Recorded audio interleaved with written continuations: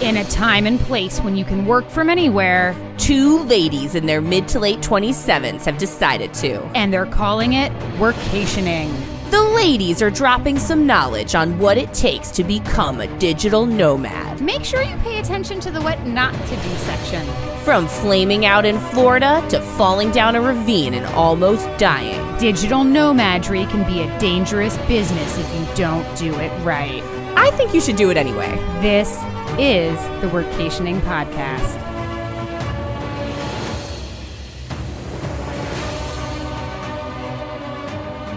You know, that's the problem with scratching mosquito bites when you're wearing jeans. What's that? Because you don't know how hard you're scratching. And one time I was just kind of absentmindedly going to town, and then I went to the bathroom and saw that I had just scratched myself bruised. It's so wild to me that you get these crazy mosquito bites. We've talked about this. I don't get them at all. I've got this monster one on my neck, behind my ear. Ugh. What is that? I don't know. It itches like crazy. I don't have any. I've gotten one so far this year. I'm up to 6. The skeeter count. Is it skeeters? I got the skeeters.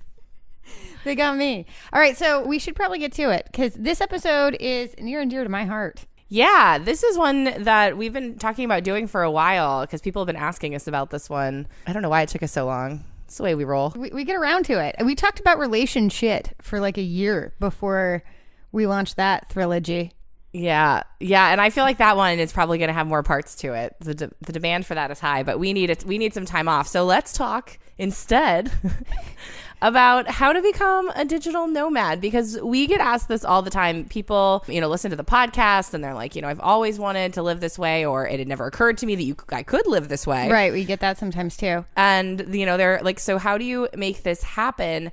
And we have a lot of thoughts about this. We also have a lot of people asking similar questions over in our Facebook group. Yes. The Facebook group is banging, by the way. Yeah. Up to, I think we're up to 1,400 members. Mm-hmm. And it's not even 2 months old. No. All right, guys, come on in. So if you want to learn more about becoming a digital nomad and get the support that you are looking for, whether that's in how to find a job or in how to get insurance for your gadgetry while you're traveling, pop on over to facebook.com/groups/workationing and join our group. It's pretty cool. It is. Yeah. We're in there every day. We're talking to people. It's turned into a really cool community, and there's lots of people in there answering questions. It's dope. All right. So let's talk about getting started on digital nomadry. So there are a few things you need, and we're going to get into how not to become a digital nomad later on in the episode, because we've got a lot of don'ts. A lot of don'ts, but we're going to start with the do's. The first thing I think is that you really have to set the intention. I know that this sounds a little woo. Oprah told me about this, and so now I believe it. It's true, though. You really do. If you can't just think that at some point in the future, maybe you'll find a way to make this happen, because this is a major life transition. We're going to talk about all the moving parts of it and all the things that you have to consider and take into account before you jump into a life of location independence. But if you're just thinking about it in a hypothetical kind of way, that's not going to get you there. You need to set it as a goal, and then you need to start making your decisions moving forward with that goal in mind. And you need to do that even if you don't necessarily know the path yet.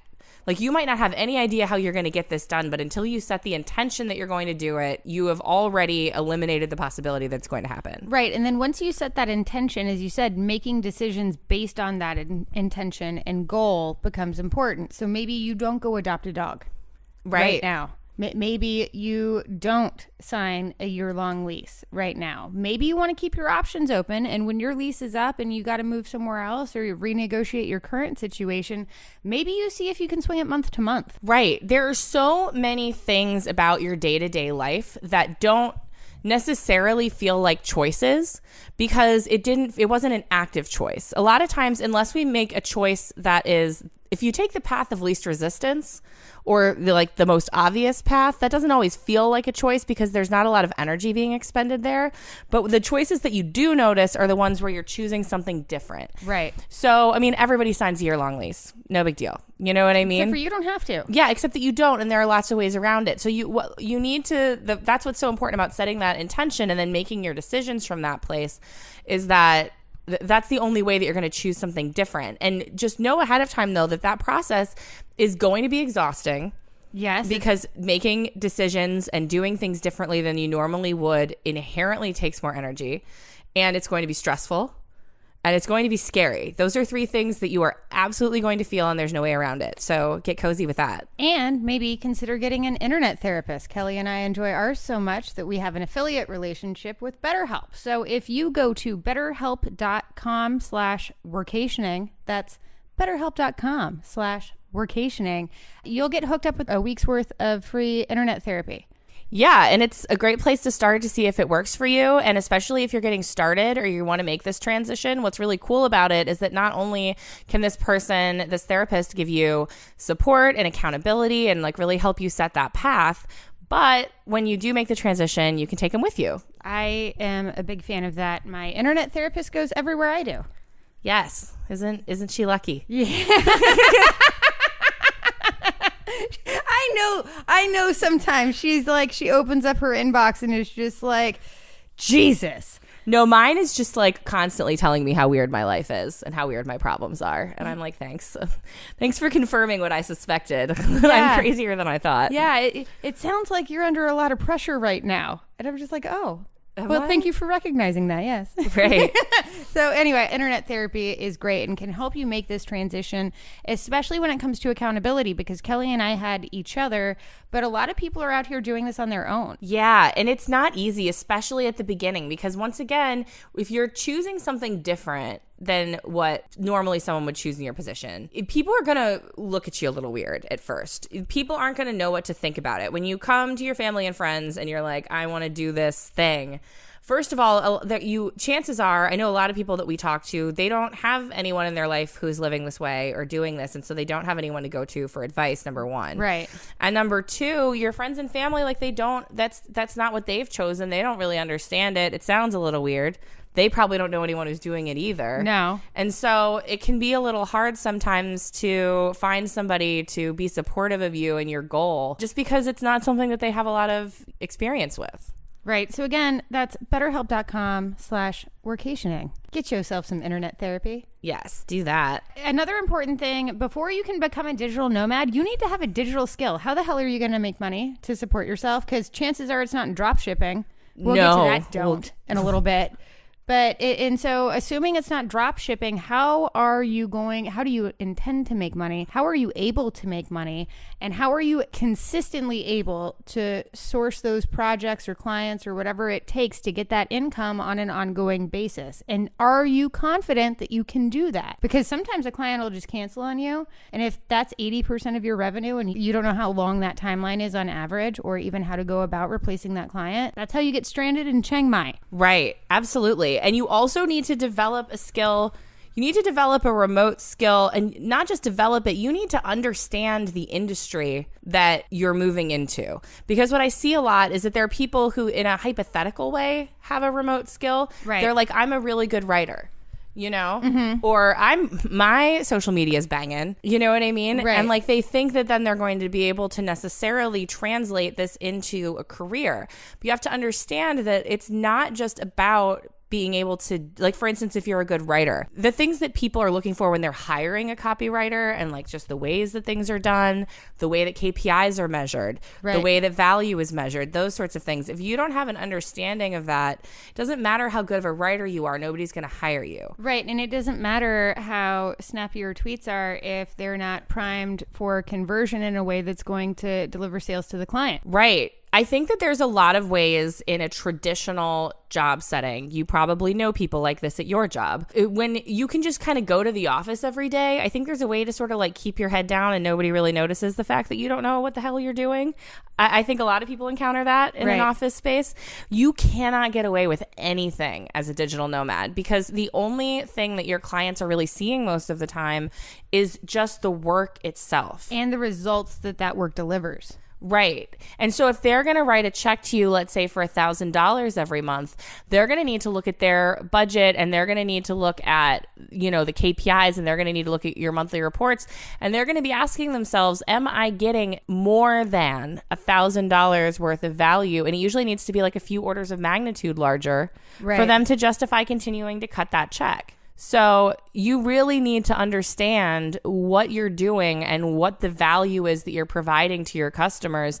And you need to be constantly demonstrating that and constantly mindful of it in a way that I honestly don't see a lot of people in a more corporate setting like being that hardcore about. Right. It takes a lot of self-discipline to become a digital nomad or to like succeed as a digital nomad. And I don't feel like that gets enough coverage. It's a grind. You and I rise and grind and put in a ton of work to the point where like a lot of people who come to visit us are surprised at how much we work. And I'm like, well, I don't know what the hell you think I do every day, but like these checks come from somewhere.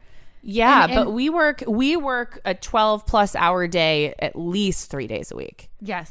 At least. Yeah, and I mean, like, your mileage may vary. You don't need to work that much. Kelly and I are working towards some pretty hairy goals, but the bottom line is if you need a manager to breathe over your neck to hit deadlines, you're going to miss them all the time when there's a beach right outside or like cool city life, or there's a lot of distractions when you're moving around the world. And certainly like part of the experience is being able to see all of the cool things and do cool stuff. And you need to be able to balance that with getting the work done and making sure that the quality of the work, again, delivers the results that your boss or clients are looking for. Yeah, or you're not going to make it very far. It's hard enough to find the work. It's harder, honestly, to hold on to it. Yeah. So I own an agency, got a dozen employees spread out over 7 different states in the U.S. We all work from home or wherever. We have several national accounts as clients. We've had many of them for several years or longer. And client retention is something I am always focused on. I like to say that it's easier to find a new client than it is to find a new employee, and I 100% stand by that. Mm-hmm. But it took a long time to get to this level, and it took a lot of discipline, and if you don't have that, you're not going to be able to like grind it out. But the Content Factory manages digital marketing. That includes search engine optimization, which is my personal area of expertise, as well as web content writing, social media marketing, and digital PR. And we have courses that we've built out. We do. That's a big part of what we've been doing out here on the road over the last year. Yes. So we've launched these courses, and if you are interested in learning the digital skills that you need to succeed as a digital nomad, including all of these key performance indicators, the KPIs that Kelly keeps talking about, we go through all of that. So we can take you from 0 to 60 in search engine optimization and web content writing and in social media marketing, and we'll be launching a digital PR course soon as well. Yeah, we really, I mean, I think obviously I'm biased because this is, how we do it. Right. But I do think that digital marketing skills are some of the best that you could develop to become a digital nomad. You can do it from kind of wherever. You're able to charge a lot for a lot of these services if you get good at them. Yes, and you can charge American companies in American dollars and get your geographic arbitrage on and live in a cheaper place, make US dollars, and really live like a baller you did it on $40,000 last year. Yeah, I sure did. And that was a lot easier than I ever would have anticipated. It's just about, reprioritizing your life, which is actually kind of like the next stage, is that after you've set the intention that you're going to do this, you're going to need to start moving forward. And like we said, making these decisions from a place of saying, okay, I'm going to need to have more freedom, and I'm going to need to be more mobile. And probably one of the first things that you're going to do, not one of the first things you're going to need to do, but something you're going to need to do almost inevitably, is to get rid of your rent or your mortgage. Yes. So does that mean renting your house out if you own it? Does that mean selling your house if you own it? If you're locked into a lease, dig into that lease. When's the last time you dusted off that contract and saw what your exit opportunities are? How far in advance do you need to give notice if you plan to cancel that lease? Because sometimes there are cancellation clauses and it auto renews, and you don't want to find yourself in that position. You might be able to negotiate with your landlord to get out of your lease if you can find somebody to take the apartment over for you. So there are options. Right, but that's an expense that almost everyone is going to need to eliminate. Right. Because it ends up being the lion's share of everyone's budget is where they're going to live. And you're not going to be able to hold on to the place that you live at home, probably, and also afford to go live elsewhere, at least not when you're getting started. Right. And airfare in between places can get pretty pricey as well. Exactly. So basically, when you switch to becoming a digital nomad, then suddenly it's your rent and your airfare. Those were my main expenses. Those were by far the most, especially because a lot of the places that we went were actually pretty cheap to live in. Like the cost of living was really low, but you're only ever going to be able to get those airline prices so low. Right. Now, here's where I really screwed myself. I like to have a new car. You do. You're a car girl. I am a car girl. I race cars on occasion. I used to race my car. I loved it. It was a good time. I didn't even lose. How about that? She was zippy. Some of those cones definitely lost, and I don't know about the undercarriage of old Zoe, but we'll find out. I got a lease, though.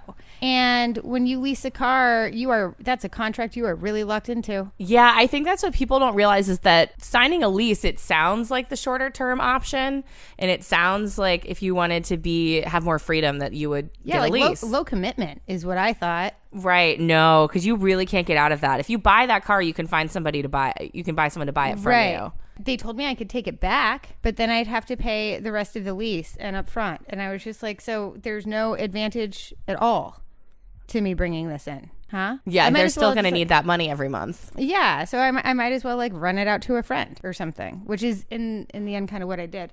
But I also stored it.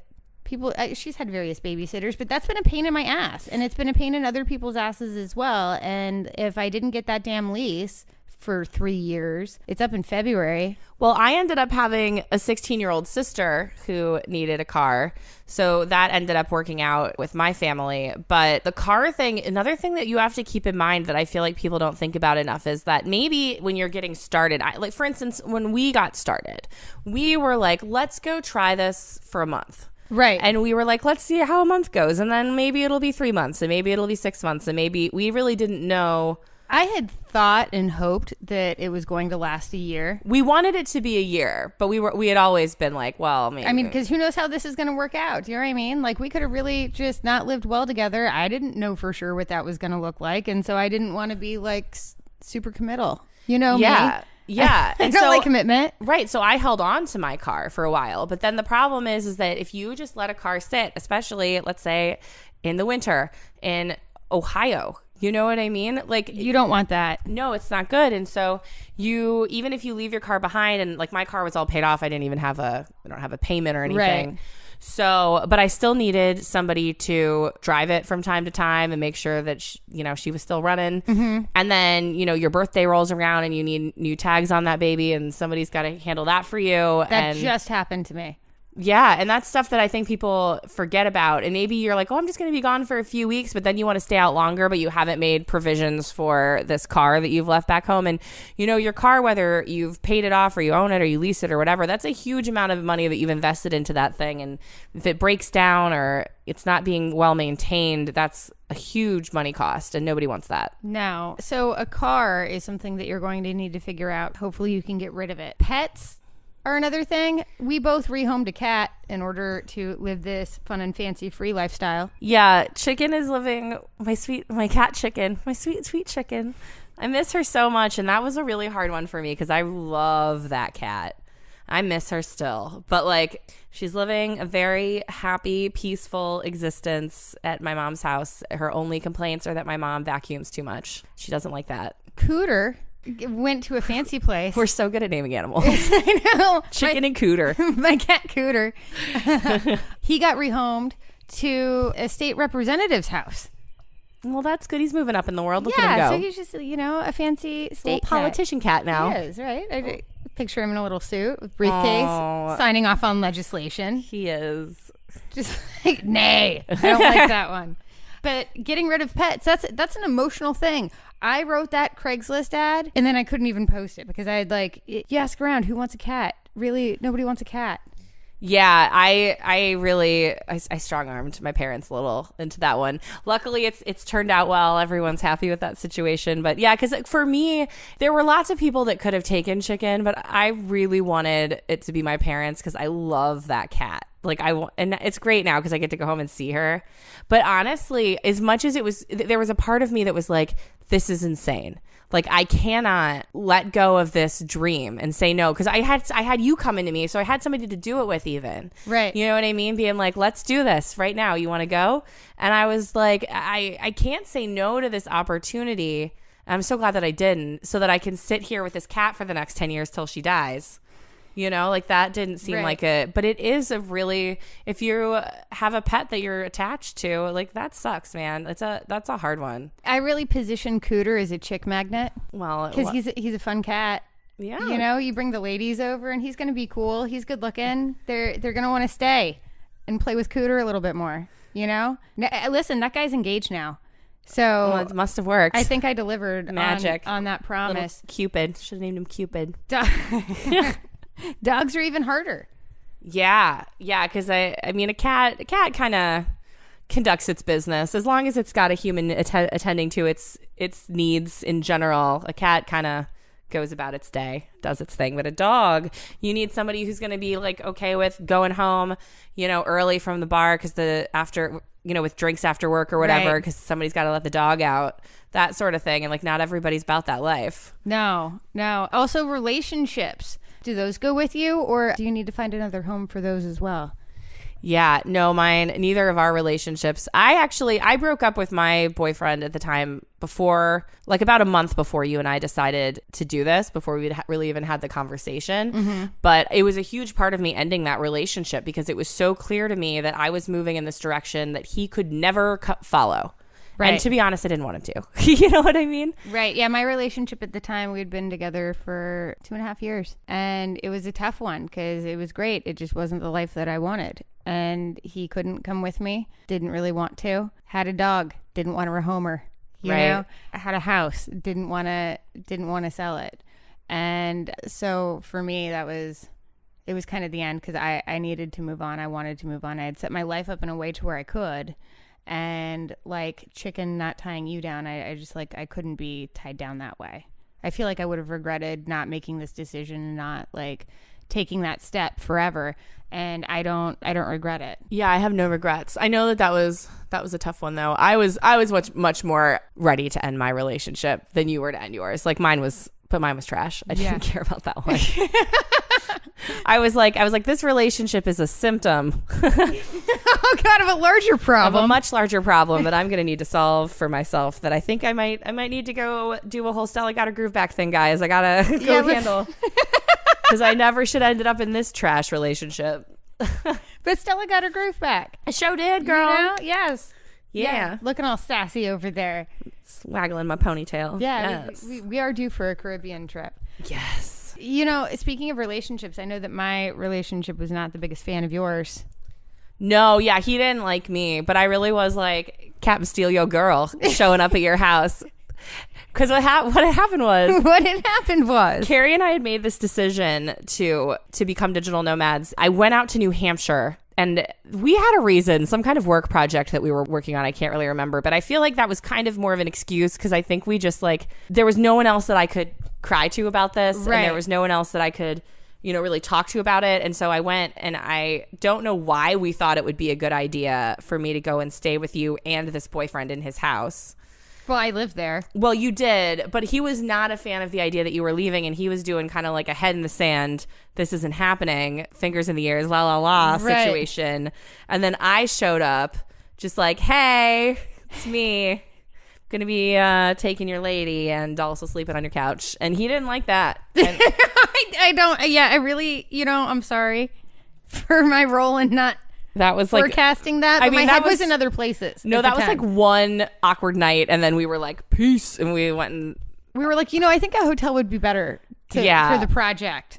Right. We're like, we just need some space. We'll get out of your hair. Like, bye. So yeah, he was not a fan of mine. Although I have to say, my boyfriend that I broke up with, I felt like he wasn't a fan of yours. But I think it was just because like you and I kept going on these trips and like having all this fun, and I was suddenly talking about traveling, and he just wanted to like stay in his gross basement and like take risks on the canvas. Living dangerously. You're just living on the edge. Right. Just like a painter who didn't paint. He had a lot of things to do. He couldn't be bothered with travel. So like, yeah, he wasn't. I think that he saw the writing on the wall with that one as well. I think that if you're looking to become a digital nomad, though, like just be prepared for your family and friends to maybe not be the most supportive, because it's a weird thing that you're doing. And are you spiraling? How many times did we ask ourselves last year, like, is this what a downward spiral looks like? Just putting all your stuff in a 10 by 10 storage facility and then traveling for a year? Because that sounds kind of like, sounds a little cracky. It does. It sounds erratic. Even. Yeah, and people don't know what to make of it, and they're like, I don't know, are you okay? And you're like, I don't know, man, I don't know. Because honestly, like I said, you literally can't go through this process without being extremely stressed. I'm like very scared. That's just not a thing. It's such a big transition, and those are like your body's natural physiological responses to that sort of thing. And it is not comfortable, and it is not fun. And then, I mean, I think that's part of the reason I came out to New Hampshire to see you that time. When I say I couldn't talk to other people about it, I mean, I could, but a lot of them were just like, so is this a good idea? Or right. Yeah, no, I got that too. And they were like, that sounds awesome. And I'd been talking about it for years. Like I'd really like set this up for myself, and I told myself that 2017 was, setting intentions. Honestly, I was married and set the intention of 2017 was going to be the year that I kicked off and traveled around the world, and indefinitely, which I'm still doing. Coming in hot from Amsterdam right now. I'm about to go catch a flight to Turkey for the weekend. Just got back from Paris. I just got back from Paris last week. I mean, this is an incredible lifestyle, but I was so freaked out because it's not normal. Your family doesn't probably know anybody. Like, who do they know? Like, maybe your dad's freaking army buddy who like went a little nutty and then hitchhiked across the country. That's probably like the best. Yeah, nobody really knows what to think of it. And the other thing is that it is sad that you're leaving. Like, it was sad for me that I was leaving. It was sad for my friends that I was leaving. And, I was living, in my hometown. And, these are people that I've known my whole life. And so for me to be like, so we were all planning on doing this together forever, but it turns out I'm probably going to go. And that's a hard...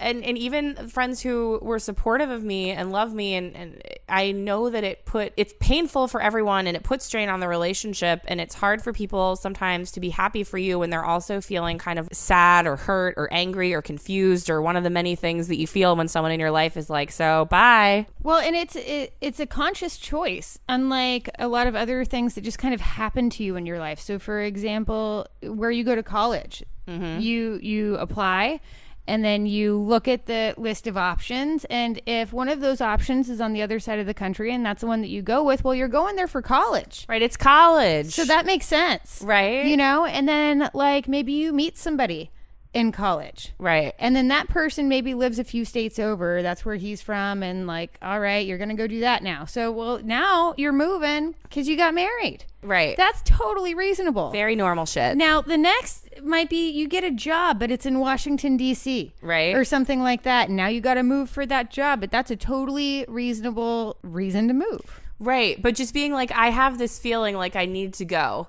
I don't necessarily know where. No, and I quite frankly don't care. Right. It could really kind of be anywhere. We're going to start in Puerto Rico, but we ended up going to Medellin afterward. I did not see that one coming. Didn't see that one coming. And we decided that a hot 10 days before we went there. Right. And that started to be the way we were. Yeah. And it's hard to explain to people, and it's hard for them to understand. And I do not blame anyone who was skeptical. I really that makes sense. Yeah, I can see why you thought that. Yeah, maybe. I can see why. Yeah, but it's a weird thing, and a lot of people don't understand, frankly. I got a lot of support from friends too, but it's just kind of weird, and people are going to have their eye on you because it's a weird thing. And are you okay?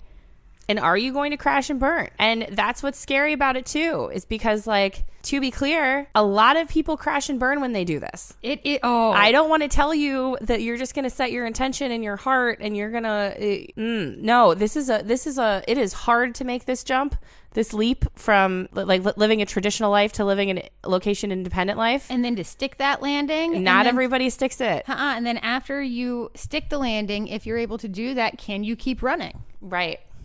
Or did you crack an ankle? Right. And I was scared. I was scared of flaming out. And we had, I think, honestly, we had a really solid basis in that what wasn't going to happen was we weren't going to not be able to make money. Right. that was not a concern. Like the No. money, we knew that there was a set amount of money that we'd basically be able to make and that we were going to be fine as long as we stayed within a budget and like that sort of thing. So like we were good. Right. So that was not our concern. But there are a million other ways that you can that things can go wrong, and it feels so crazy when you're out there and suddenly like there's no walls on anything anymore and there's no ceiling and you're just like kind of suddenly anything can happen. And I remember being like really kind of scared those first few months and being like, what's going to happen next? I know. Am I going to die? I don't know. I don't know. I'm not sure. Like, I think I remember us having conversations about just like, are we safe here? Right, because there was a dude flying a drone in our window in Medellin. To be clear, go listen to that Medellin content if you haven't yet. There's some real horror stories in there. Yeah, we were very, very legitimately afraid. And I remember even in Puerto Rico that first month looking around, I think we talked about this on the podcast too, like looking around and being like, I can't tell if this is a safe place or not. I realized that I was so out of my depth that I had traveled outside of the country kind of, but mostly that had been to like resorts or to like a 5-star hotel in Paris. You know what I mean? Airbnb life is much different. Very different. And we were in this town that turned out to be very safe and we had a great time, but we were looking around. It doesn't look anything like what I know. It's hard for me to gauge what I'm even looking at. We really didn't speak the language back then. Right. And it was like, how do I even tell if I'm safe? Actually, I don't know. We could have made a terrible mistake, you know? Did we? I don't know. Let's lock the door. Yeah. No, it was scary. And yeah, that's a big part of it. So, well, in talking about this, we should just talk about some of the issues with traveling in general. Right. Like, so where are you going to go? Because Kelly and I honestly didn't care. It was just like, let's start an adventure. Well, where do you want that adventure to start? Because literally anywhere in the goddamn world is an option. Right. As long as you're staying within, I wanted to stay within a +6 time zone, which basically made South America, Africa, most of Africa, and like all of Western Europe an option for us. Right. Where you want to go, girl? Yeah, and you think that that's going to make it easier. And in some ways it does, because in that way you can chase the deals and you can go where the money is and, you know, that sort of thing. But it's really difficult, actually. And it can be really overwhelming to sit down and be like, all right, we can go anywhere. This is going to be super fun. Let's plan it. And then we'd like 4 hours later be like, motherfucker, like, let's come back to this, you know? Yeah, because I can't decide between the Caribbean or Portugal or maybe it's Spain to start off. No, and I really feel like actually that first place we kind of picked just in a moment of like, fuck it, this looks fine. I love Puerto Rico. It was great, I've been though. there before, and I was just like, you know what? I know that this is a safe space for me. Yeah, and we had an awesome time there. That was amazing. But yeah, it's really difficult when you not having limits on where you can go is actually kind of challenging. You do need to pay attention to your visa situation, though. Yeah. Know that before you go booking travel, because people make that mistake all the time. And also, a lot of these countries want to see a flight out. Yes, that's something you need to know. So if you are, used to having your 2 weeks of vacation maybe, and you go to Disney World or you go on a cruise or you go to a resort somewhere or whatever for your 2 weeks, you're not used to considering how long you're allowed to stay in a country because you never run up against those deadlines. Right. But unfortunately, once you start staying somewhere longer, they do pay attention to that, and they want to know when you're leaving. And so, like, that was something that we would run into sometimes, because when we would go into a country, we wouldn't necessarily know when we were leaving. No, I don't know I don't even know where I'm going to next, but they don't want to hear that when you're coming through like customs and passport control. They don't want to hear, hi, I'm here for vague reasons for an indeterminate amount of time. Right. That's not what they like to hear at the Why border. aren't you opening this door for me? Right, excuse me. Can I please get that stamp and be about my business? Right, I'll leave at some point probably. They don't want to hear that. They don't like that. So one way around that is that if you can find airline tickets that are like refundable within 24 hours. Which is by law, by the way. By law in the U.S., they have to refund you within 24 hours. I know for a fact that Expedia does it. And so a lot of people get around that by at the airport or right before they leave on their flight, they book a ticket. They're able to show when they're getting out, and then they cancel that booking. Right. But don't think because you played that little game, which, listen, we're not above that game. Don't think that you fooled anybody and that you don't have to get out when they say you have to get out. No, because they're going to check that stamp on your passport, and especially when you're in Europe and you're trying to stay in the Schengen region, which is like basically all of Western Europe minus Brexit. Right. You got a 90-day limit on that, and they are going to check those receipts. And if you stay in past that 90-day point, I hope you don't want to immigrate here. Right. Because they checked all of those receipts on us when we expatted out. Yeah. To the Netherlands. We had to not just tell them every single address that we had stayed at. Like, even if that was for like just a week. Right. For the last 2 years. But we had to show proof, as in receipts from the Airbnbs, receipts from the air travel. Like, we had to show them, we had to dig back through all of our stuff and show them receipts from all of that to prove that that's where we actually are. So you will completely screw yourself in all of the Schengen countries, which are, like, honestly some of the best. Right. And you aren't able to come back. And it happens all the time. I know I went on a Tinder date with a dude who was American and was just out in Europe doing the Europe thing. I think he had just sold a startup or something like that. And I was like, so how long are you going to be here? And he was like, I don't know, maybe like 6 months. And I'm like, you thought you were. That's not how that goes. No. And if you do stay here, you're probably not going to be able to come back for a while, man. Yeah. Soak it up. Right. And it's not like you get to have your 90 days and then you leave and then you get another 90 days. It's on a rolling basis, and it's 90 days out of every 180. So if you come up to that 90 days and then you leave for 2 days, then you can come back for 2 days, but then you've got to leave out again. And they really do pay attention to that stuff.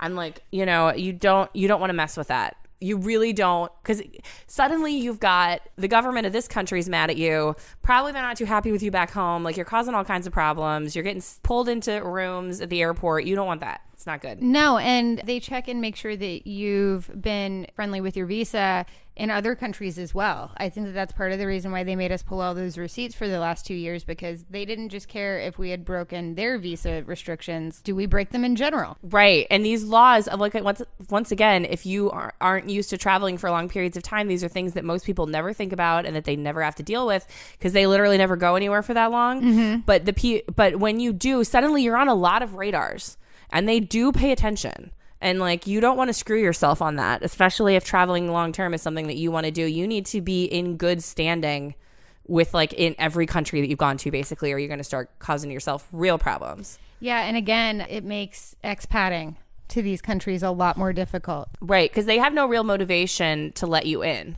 to their country, and they find all kinds of reasons to not let you in. You got to watch out.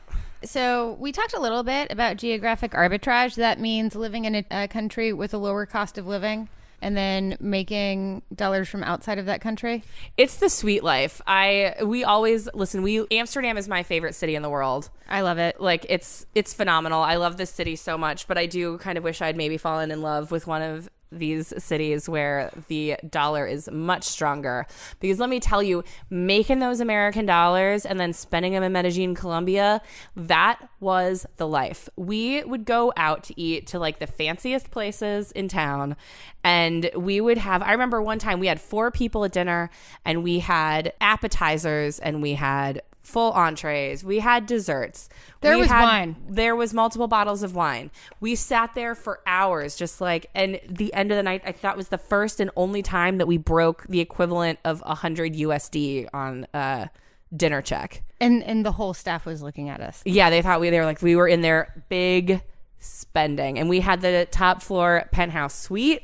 Like, that was the good life. That was the good life. And it was because, it was just cheaper to live there. No, and every time I looked at my bank account, I just could not believe how much money was in there, because I felt like we were, like, meeting all kinds of cool people and going, and we were grabbing drinks, we were doing dinners, we were, all of this stuff. And I would be like, man, I've got to slow my spend down, I'm burning through this budget. I look at my account and be like, I've learned nothing. This is great. No, you spent $12 last night. It's good. I went hard,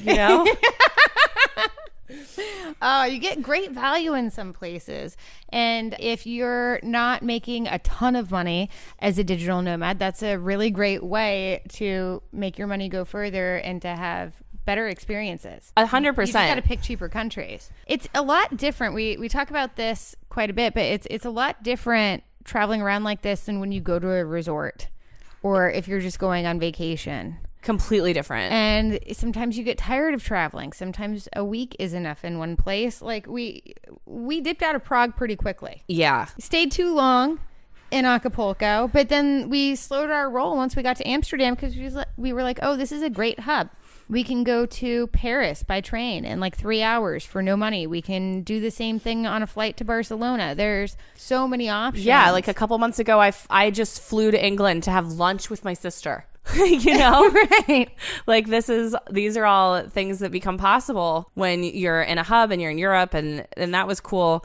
But yeah, the length of time that you stay. I think a lot of digital nomads, they jump into the deep end and they've spent a lot of time on these digital nomad boards, and they're looking at all of these gorgeous Insta shots that people are posting, and they just want to get out there and travel all around. But like being a digital nomad is very different than being like on a sabbatical or taking your trust fund out for a spin, or you know what I mean? Right. Like people who are traveling and not working while they're traveling. It's a totally different ballgame. And if you're working, and like we said, you cannot phone this stuff in. The only thing that you have that's going to help you hang on to those contracts is the return on investment that you provide to your clients. And if you are not being consistent and if you are not delivering results, you are going to lose them.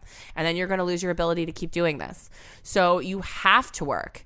And a lot of times you have to work at times when you would probably be out, rather be doing something else. And so the way that we dealt with that is that, well, when we first started, we're like, we're going to stay everywhere for a month. Now I would say it's different in Europe when we can pop little weekend trips or whatever. But I mean, if I was going to actually go somewhere, I wouldn't stay anywhere for less than a month. In fact, what we found is that the sweet spot was probably more like 2 or 3. Yeah. And conversely, though, you don't want to lock yourself into a place for too long of a time in case you don't like it. And you might not see it coming that you don't like that place. No, and there are so many places that we started out being like, this is great. And then we were like, oh, girl, no. Yeah. Yeah. Now, we could have done better research on Acapulco. I'm gonna take the responsibility for that and put it squarely on us, because we should have known better, and Santiago tried to tell us. He did try to tell us. We had multiple people try to tell us, gringas, don't you go to Acapulco. But even then when we showed up, so it's not like some other places I've been in Mexico. Like Playa del Carmen's actually quite nice. I love Playa del Carmen. I would go back there in a heartbeat. Yeah, there's a lot of places along the Riviera Maya that are quite lovely. And yeah, you are dealing in some areas with poverty and stuff. It doesn't look like it does. It's not just like your suburban life back at home or whatever. But, you know, everything's great. In Acapulco, it was definitely it was more run down than I had expected it to be. Mm-hmm. But at the same time, those first couple days, it was like, this doesn't seem so bad. No. Like our view was great. Our view was great. That was the nicest place that we stayed, actually. Like, if you just look at we ended up hating that apartment, but just objectively, it had 4 bedrooms. We each had our own like full master suite. Yeah, it was palatial. Yeah, it really was. And the views were I'll never see a view like that again, probably. We're talking mountains. We're talking bays. We're talking ocean. We've got cliffs. It was gorgeous. I would recommend you check out the Flow Rider video for Whistle, which is how we initially thought, this can't be that bad. Right? Flow Rider went there. But then a few days in, we were like, oh no. So yeah, you want Fuck you, Flo. Right? I trusted you, man. Right? He led us astray. He did. I've got beef with Flow Rider. Right? If I ever see him. That video is still fire, though. And that song is catchy as hell. I'm going to have it in my head all day. Well, make your day better. Anyway, we booked a month in Acapulco and we stayed for the full month. We shouldn't have done that. No, we should have pieced out. So the sunk cost fallacy came to bite us in the ass on that one, because we really should have gone anywhere else. Right. But it was one of those things where it was like, well, we only have 2 weeks left and it's going to cost us all this money. We're going to have to fly out of here. And flying out of Acapulco is a pain in the ass, because you can't really fly from Acapulco to anywhere. You can fly from Acapulco to Mexico City, and then from Mexico City to somewhere else. And then we're like, well, it was the time of year where everything was booked already over if we had gone over to like Playa del Carmen or someplace, and we'd already been there. And then it was like, well, where are we going to go? Like Texas, or like, I don't know, up to maybe up to Southern California. I'm so mad you threw Texas out there as an option. Just like, No, we did. We were talking about like, should we just like fly into Houston? Because we were just like, right. Because at that point we were like, where can we just get out? Right. Because we didn't want to spend a ton of money. No, I remember Texas was legitimately on the table as an option. Because we were like, just what's popping in Houston? I've heard good things. Right? Fuck it, let's go check them out. Right? Let's go have a Texas time. And honestly, we should have, because we didn't want to, because we felt like it was going to be too much money. But even though everything in the end turned out okay, We were in serious danger the entire time that we were there. It would have only taken one stupid thing for us to have ended up dead. And we were so sick. So sick. I'm still, I've talked about this a few times on the podcast. It's over a year later. I still have stomach issues. Like, I'll tell you, like, I was up all night last night, just, from nothing. I can't eat mussels and oysters anymore. For some reason, I now cannot even eat one. Like, there's just, I don't know. We should have gotten out. Yeah. No, because we were intestinally fucked for weeks after that. And we were so weak. We were like physically so weak. Right. No, that's part of the reason we didn't really get to have a great time in Prague. I slept for a week in Prague. I just slept for a week because that was finally, because we got out of Mexico, and then we had this big client meeting in San Diego, and then we had this big conference in Vegas, and then we flew from Vegas to Prague. And then I swear to God, I slept for a week because I was just like, we were knocking on heaven's door. Yeah. Everyone was like, you guys look so skinny. And we're like, we're dying. Thank you. Dehydrated. And I haven't been able to keep anything down in weeks. I threw up blood a little while ago. Right? Like, don't worry about that. God. Seriously, that happened. Like, the second that, like, I puked that blood, we should have gone. No, we really should have. And just also the fact that we were basically alone in that giant building. We were so exposed. Everyone could see us. The guards clearly hated us and were like hostile towards us. I think a lot of the reason that we got so sick is because they gave us the bad water. They intentionally gave us the bad water because we would go and get jugs of water from them, and they intentionally gave us the water that they knew would make us sick, and then just like fucking laughed at us basically. That was not safe. We should have gone. So don't get sunk into that sunk cost fallacy like it's a comfy couch at your grandma's house, because you get the fuck up out of that couch. Right. And Acapulco. Yeah. And where we're going with this too is, consider that if you're planning on staying somewhere, which I would actually recommend, if you're going to go somewhere, go there for 2 or 3 months, especially if you're working, because then if things come up and you've got to go into a work hole and get some stuff done, then you don't look up and are like, man, I was here, but I never really got to experience it. Right. You need to give yourself some time so you can take some weekend trips and take some days as the time allows, but you also have to give yourself time for the work stuff to have time. Insurance is a big thing. Yeah. You and I had talked about this, and somebody posted it in our Facebook group, which can be found at facebook.com/group/workationing. Mm-hmm. Join us. So somebody posted this, and I had already seen it in a different digital nomad group that I'm in, and this guy met this girl. They're both digital nomads. They were both in these DN groups. And they were traveling together, and they were somewhere in Asia, and they were riding on a motorbike. Mm-hmm. And then a truck came around a corner. They, swerved, went off of the cliff. This was so intense. Went off of the cliff. So dude wakes up, and it's dark, and he can tell he's on a cliff, but he can't see anything. And he can like hear that there's a waterfall below them, and he can feel himself slipping. He like moans around, and then he can hear her, but she can't do shit because her cheekbones are both broken, as is her nose, and she's having a real hard time over there. Yeah. He has cracked his skull open. Okay. And his local phone that he had got fell and is nowhere to be found. He reached in his pocket though, and he's still got his US phone, turns on roaming, and is able to get a signal, but he doesn't know who to call. Also, know what 911 is in every country you go to, because it is not always 911. Yeah, in fact, it's usually not. 311 seems to be pretty I think popular. It's like 211 over here. Or 221. I'll ask Nico. He knows. Yeah. We've only lived here for months. Don't worry about it. So basically, I don't take my own advice. I should know that. But he didn't know what 911 was. He did, however, post in this very popular DN group, help, somebody call the police, I need help. No, and I saw that post, and everybody, I couldn't even figure out what was going on for a while, because everyone was just like, in an unhelpful way replying, but being like, where are you? Right. And so somebody, Facebook calls him. And he's like, my phone's dying. I don't know what to do. I'm like hanging on a ravine, I think. And like, I'm going to die if help doesn't come. Also, his phone was dying. Ugh. Pro tip, make sure your devices are always charged. You never know when you're going to need them. So he's able to drop a pin on Facebook. He shares his location on Facebook. And then that dude and the people in the Digital Nomad group, they called the consulate, they called the US, they called everybody. And within an hour or two, they had found them both. That's amazing. I love that story so much. It shows the value of being in these groups because DNs look out for each other. They really do. You see it all the time that somebody's like really screwed somewhere and people show up for them and are like, oh, we'll give you a place to stay or. Right. The kindness of strangers, but we're all in this together. Everyone in this group who's a digital nomad knows what it's like. We're all brothers and sisters in this.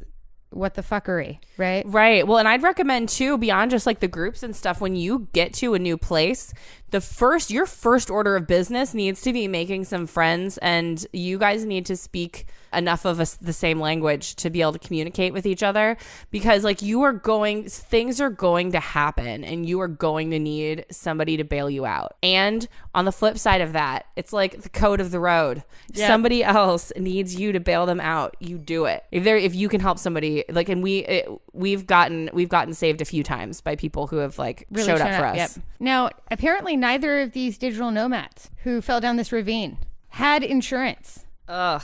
That's bad. Because your insurance in the U.S. does not cover you on these DN trips. Are you traveling the world? Well, and you're paying all this money for your insurance back at home? Sorry. Yeah. We don't cover that. So you need to have your own special insurance. You need to have travel insurance, and these people didn't, and now there's GoFundMes for them. And like, what do you do when you're in a hospital in a foreign country and can't pay your bill? What's the quality of service like? Right. In that type of emergency. And there are countries where they will just leave you on the side of the road. So let's either don't go there or make sure you have insurance, and then make sure that insurance card is just like very visible in your wallet. Mm-hmm. I always make sure that my insurance card is like front and center by my driver's license. So like you can't get one without getting to the other, because that makes a difference. Totally. Figuring out mail is a real pain in the ass. Is a digital nomad? Yeah, especially if you have clients back home who pay by check. Try to get them away from that if you can. Yeah, Stripe's a great option. Bank transfer. Yeah, I'm a fan of. Yeah, because suddenly then they're like, oh, the check's in the mail, but then somebody's got to keep going to check that. Yeah, mail is a big deal. It's actually extremely difficult to not have an address, and the government makes it actually kind of it's almost impossible to not have an address. Right. Like you have to have one. Don't think that just because you got rid of your house or whatever that you're not going to have an address. And also your mail's going to have to go somewhere. But wherever your mail goes, know that that's where you live now. Even if it's a P.O. on box. paper, right? And sometimes they don't like that. No, sometimes they don't like that. And then also, be strategic about that, because like, okay, so what city are you now going to be paying, and what city and what state are you now going to be paying taxes to that you are not going to be in? So like, try to put yourself in as... New Hampshire has no state income tax. Pro tip. Ding. Right? There's a reason that a lot of people base their businesses there. So should we get to the what not to do? Yes, for sure. Because this is like, guys... avoid this. Yeah, we have a lot of don'ts that we'd like to go over. Mistakes that we've seen up close and personal. Oh man, the forum post where you can like tell that the person's crying as they're writing it, and you're just like, well, why did you do that though? Yeah. Why did you do that? So number one, we covered it, but make sure you have insurance. You really need insurance. Yeah, you've got to have insurance. The other thing that you need is to don't leave before you know that you can make enough money. You need to be able to consistently make the amount of money that you need to travel for a little bit so that you know that you can do that. You need to have like a client leave and then go get another one. You have to know that you're able to do that. Like you have to feel pretty secure about your income, because what happens is that people rush this and they head out and they're like, I took a course that said that I'm going to be able to make a 6-figure course in 30 days. So I'm going to jump out and then do the course in 30 days, live off my savings, but then I'll be rolling in this money from these online courses. Yeah, don't do that. Amy Porterfield. Well, and what we see all the time is that people get stuck places. They don't, because not only do they not have money, but they don't have you need to have like a little nest egg of like, you've got to have get out money at all times. Absolutely. I mean, do you know, like actually like there's a big homeless population in Hawaii, and it's so many of those people are people who went to Hawaii and then didn't have the money to leave Hawaii. Like stuff like that happens all the time. And, and we see it all the time. And then people are out of money. And then suddenly they're, in Chiang Mai or whatever, and they're shucking shellfish for, $5 a day or something crazy like that, because that was the job that they could get out there. And now they're stuck. There are a lot of people who will teach you how to become digital nomads. And it's like, is drop shipping in that course? Run away from it. Yeah, don't do drop shipping. Drop shipping is over. I'm sure that there are people who are doing it and making money from it somewhere. Exceptions to the rules. Yeah, but those are exceptions. And if you don't have experience with this and you haven't done it before, drop shipping is not going to work for you. I would really not recommend it. And also, drop shipping is so subject to changes and like different variables in the market and in the Google algorithm and in a million different things. Like I personally wouldn't trust my financial security to drop shipping. Well, and there's a great case study I have linked to here, and it's a Reddit thread where somebody became a digital nomad. They planned to do it via drop shipping. They had enough money to get them to Florida, far, far away from their home base. And now they're stuck in Florida and looking for tips on how to make drop shipping work on Reddit because it's not as easy as they were led to believe. And now they don't have any money and they're stuck in Florida. Yeah, it's not good. Something you should know about drop shipping, I know we've probably even talked about this before, but it bears repeating because we see people get brought in by this scam all the time, which is that a lot of what people are doing with drop shipping is, it's ads based. And so they'll show people that's like proof that this works, that they've got this, $300,000 in the bank or whatever. But what you don't know is that $300,000 was there for a hot 5 seconds before they had to like pay out all this other stuff. And then what they really had left was like $2,500. Because all the rest was spent in ads. Right. That's totally common. So don't fall for that bait and switch. A lot of people I see in these groups and threads seem to be under the impression that they're going to start a travel blog and then make a shit ton of money on that. Right. And that suddenly they're going to be an Instagram influencer and they're going to be getting paid to travel and to go to these places. And what you should know is that, number one, you are not the first person to have this idea. No. And also all of the resorts and travel companies are really sick to death of hearing from quote unquote influencers looking for free shit in exchange for exposure. Yeah, they really are. And that's something that's becoming increasingly a problem. We see it all the time, actually. And hotels are just, they're over it. Not just hotels. I think the influencer marketing is at a weird point, I think, just in general, kind of regardless of the industry. I think that companies are becoming increasingly disillusioned with influencer marketing because it so rarely pays off in anything tangible. It's got to be the right fit, like the right audience fit. And then, I mean, how many of those Instagram followers are fake? Right. How many of them are purchased? What does the engagement look like? There are questions that probably the marketing managers should be asking a little better before spending that budget, but they've been burned so much because they don't know how to ask those questions. It's just a hard no in a lot of cases. Now, you can make money with a travel blog. Do you know SEO? Because if you don't know how to optimize your posts for search to where they get organic traffic on an ongoing basis and that traffic is targeted and the post is either affiliate linked up to where people can book and you get a percentage of whatever they book, like travel or whatnot, or if it's, let's say your travel blog is about the 10 best travel bags and all of them are on Amazon and you've got that Amazon affiliate link, then good, roll in that money. But unless you know SEO and unless you know how to partner with the best affiliate programs. Right. And you're also probably going to need to know email marketing because you're going to need some way to follow up with all of those leads that you get. Which means you're going to need lead magnets. Do you know what a lead magnet is or how to set one up on your site? Right. Do you have assets that people would be interested in downloading for free in exchange for their email address? And more importantly, do you then have like products or services that you can either sell people through an affiliate program or that you've developed yourself so you can make money that way? Do you understand sales funnels? Do you? Right.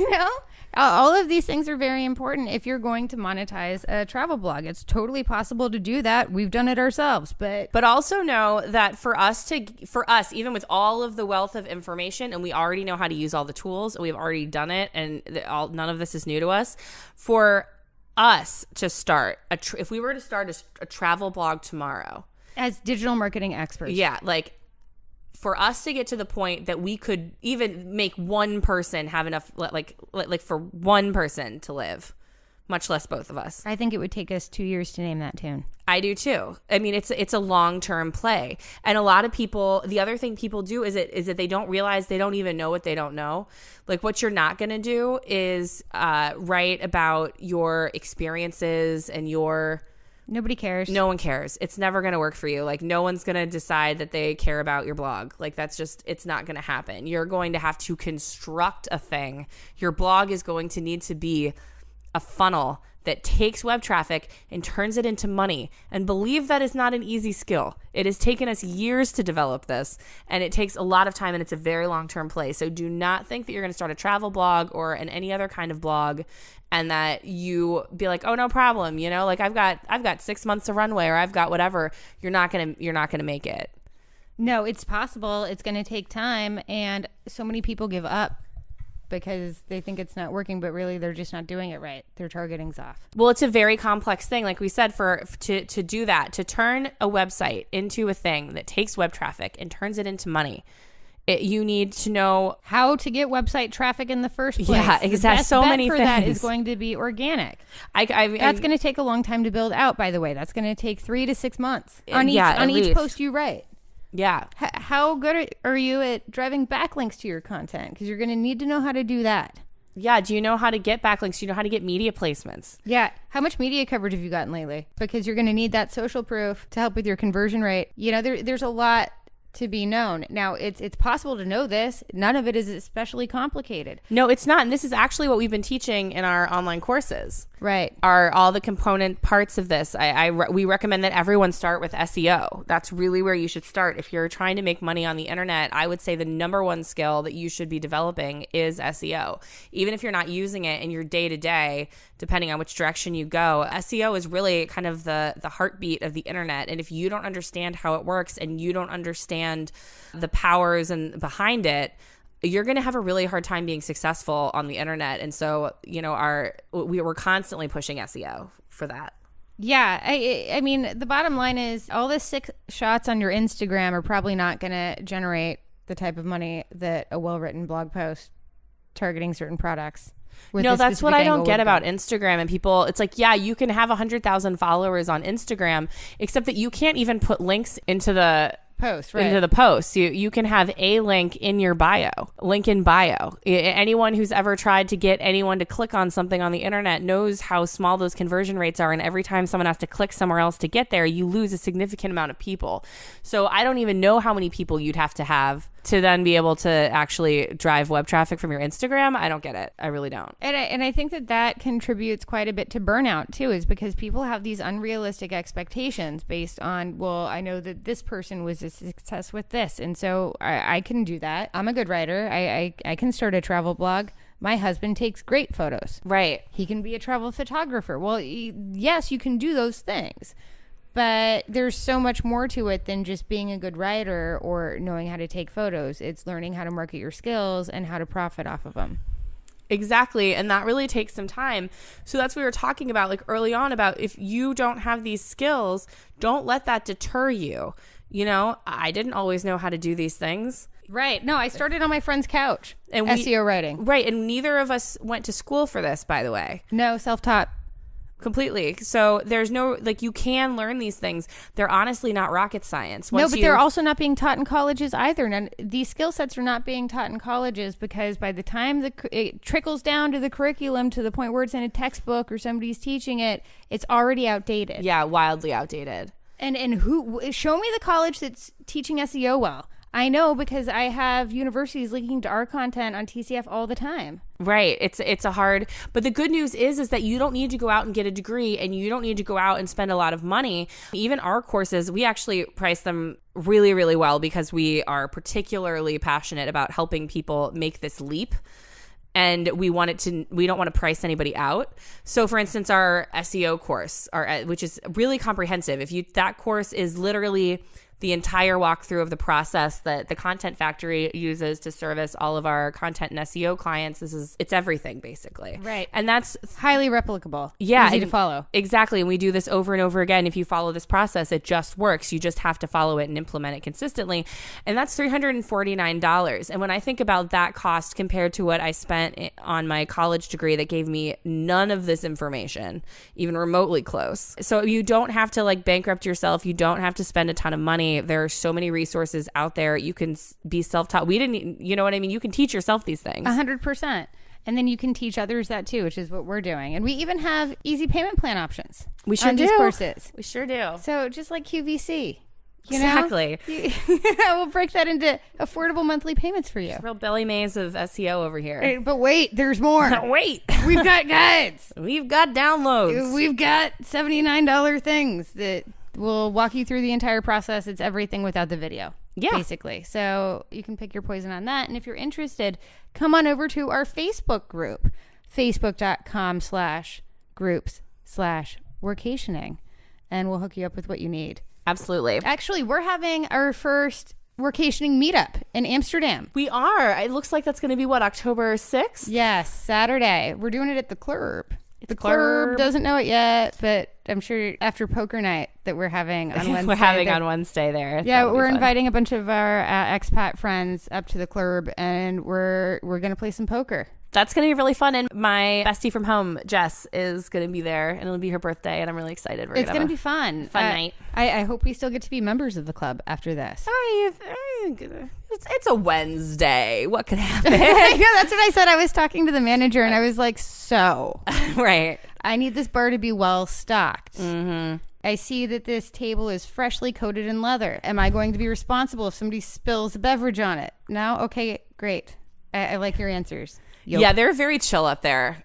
Extra chill. They're used to a kind of rockin' party, though. They are. We've been to a few up there. They get a little rowdy, so which I don't mind. We're going to bring some of the people there. So if you are interested in kicking it with Kelly and I up at the Club during Workationing's first ever meetup. We've never done this before. Yeah, we've never done this, so we don't even know what this is going to be like. But I think it's going to be great. We would love to meet you. I know that we've got people in the Facebook group who are in Amsterdam, and we've got some listeners in Amsterdam. And I also know that people are constantly coming through Amsterdam to visit. So it's a major travel hub. So if you're going to be around, or if you can make it out here on October 6th, we will be having an event. It's going to be very cool. Yeah. And if you want to come, facebook.com/groups/workationing, and we'll hook you up with the event invite. Yes, absolutely. So did we do it? Is that it? I think we did. Do we need to plug BetterHelp one more time? Because again, that's betterhelp.com/workationing. Yes, betterhelp.com/workationing. If you are going through this transition or any other life transition, betterhelp.com has a therapist that can help you. Yeah. And they've helped us. Exactly. And if you don't include the /workationing at the end, I don't think that the therapy even works. No, it won't. That's true. That's science. Allegedly. Maybe. Science. I would also like to say, just before we sign off, don't let this scare you off from it. We, as many of you know, some of you even write to us for advice sometimes, and we give you that advice. And I know that sometimes we're always erring on the side of giving you all of the information and being as honest with you as possible. We don't want to sugarcoat any of it, because there have been some really scary, hard times. There were panic attacks and lots of tears before we even made it to the first stop on Workationing's tour. Exactly. And we know what that feels like, but we also believe in this lifestyle so deeply and so profoundly. I would recommend it to literally anyone who feels this, who has this feeling. Like, if you feel like this is what you want to do, I'm like, yes, give it a try. We just want to make sure that you go into it with your eyes wide open and avoid, some of the biggest mistakes that we've seen out there, and some mistakes that we've honestly made ourselves. But you can do this. You can develop these skills. You can make it happen. It's been the best thing I've ever done for myself. This workationing gift, being able to work from home and then taking that to the next step and being able to work from anywhere and then actually doing it, has been the best gift that I've ever given myself. And I want other people to give themselves that gift too, because I've made so much personal progress in this process. Yeah. There has been, we say, self-help isn't for pussies. Right. It's not, but you have to help yourself, especially out here on the road. And so yeah. I have such a greater sense of time and what can be accomplished, in a day or in a month and in a year, and also a much greater sense of how quickly those go and how precious time is. It's helped me with that, and it's helped me become a better person. It's pushed me far outside of my comfort zone. The greatest thing that's given to me is that I've always kind of walked around my whole life with this sort of low-level existential dread at all times. And I have to say that that has really chilled out for me. And a lot of it's because I know that if I get hit by a tram tomorrow, which is always a real possibility out here in these Amsterdam streets. Very true. I have lived. You know what I mean? Right. I will always, no matter when I kick it, I'm always going to be wishing that I had one more day. But I know that if I died tomorrow, that I would not die feeling like I had wasted my life or that I hadn't gotten to see anything. You know, I've had taken risks, taken chances, and open doors to opportunity just for fear of not even wanting to knock, you know? Right. And I got to prove to myself that I could do things that I didn't even think I was capable of.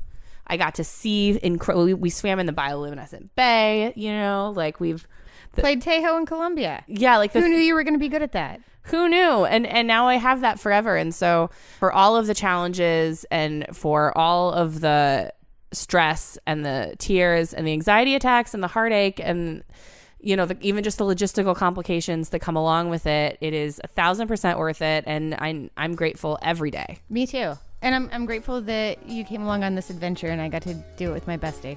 Me too, girl. It's been pretty great. Well, it's not over yet. No, I feel like we're just getting started. Yeah, I think so too. Oh, I really have to go catch this plane. All right, girl. Well, we'll get you on that train, whatever it is. It's a metro to a train to a plane. Okay, well, planes, trains, automobiles. We'll get you there, girl.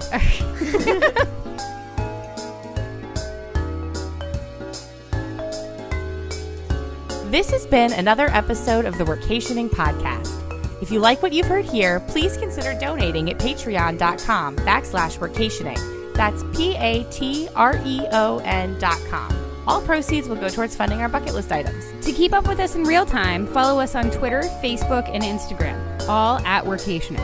Or on our website at, you guessed it, workationing.com. That's workationing.com. And don't forget to subscribe to the podcast so you never miss an episode.